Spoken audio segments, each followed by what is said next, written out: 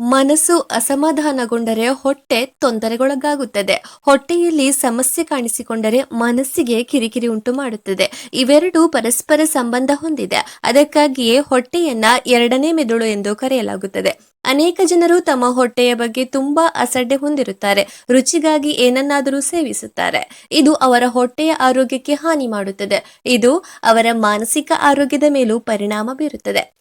ಹೊಟ್ಟೆಯಲ್ಲಿ ಒಳ್ಳೆಯ ಮತ್ತು ಕೆಟ್ಟ ಬ್ಯಾಕ್ಟೀರಿಯಾಗಳಿವೆ. ನಮ್ಮ ಆಹಾರವನ್ನ ಜೀರ್ಣಿಸಿಕೊಳ್ಳುವಲ್ಲಿ ಒಳ್ಳೆಯ ಬ್ಯಾಕ್ಟೀರಿಯಾಗಳು ಪ್ರಮುಖ ಪಾತ್ರ ವಹಿಸುತ್ತವೆ. ಸಕ್ಕರೆ ಅಧಿಕವಾಗಿರುವ ಆಹಾರವನ್ನ ಸೇವಿಸೋದ್ರಿಂದ ಹೊಟ್ಟೆಯಲ್ಲಿರುವ ಒಳ್ಳೆಯ ಬ್ಯಾಕ್ಟೀರಿಯಾಗಳಿಗೆ ಹಾನಿಯಾಗುತ್ತದೆ. ಕೆಟ್ಟ ಬ್ಯಾಕ್ಟೀರಿಯಾಗಳ ಬೆಳವಣಿಗೆಯನ್ನ ಉತ್ತೇಜಿಸುತ್ತದೆ. ಇದು ಹಲವಾರು ಆರೋಗ್ಯ ಸಮಸ್ಯೆಗಳಿಗೆ ಕಾರಣವಾಗಬಹುದು. ಇನ್ನು ಕೃತಕ ಸಿಹಿಕಾರಕಗಳು, ಹೆಚ್ಚು ಹುರಿದ ಆಹಾರ ತಿನ್ನುವುದು, ಅತಿಯಾಗಿ ಸಂಸ್ಕರಿಸಿದ ಆಹಾರಗಳು, ಕರುಳಿನ ಆರೋಗ್ಯ ಕಾಪಾಡಿಕೊಳ್ಳಲು ಯೋಗ, ಒತ್ತಡ ನಿರ್ವಹಣೆ, ಒಳ್ಳೆಯ ಕೊಬ್ಬುಗಳ ಸೇವನೆ, ವಾರಕ್ಕೊಮ್ಮೆ ಸಂಪೂರ್ಣ ಉಪವಾಸವಾಗಿರಬಹುದು ಅಥವಾ ದೈನಂದಿನ ದಿನಚರಿಯ ಭಾಗವಾಗಿ ಮಧ್ಯಂತರ ಉಪವಾಸ, ನಡಿಗೆ, ಧಾನ್ಯಗಳ ಸೇವನೆ ಆರೋಗ್ಯಕ್ಕೂ ಉತ್ತಮ ಎನ್ನಲಾಗಿದೆ.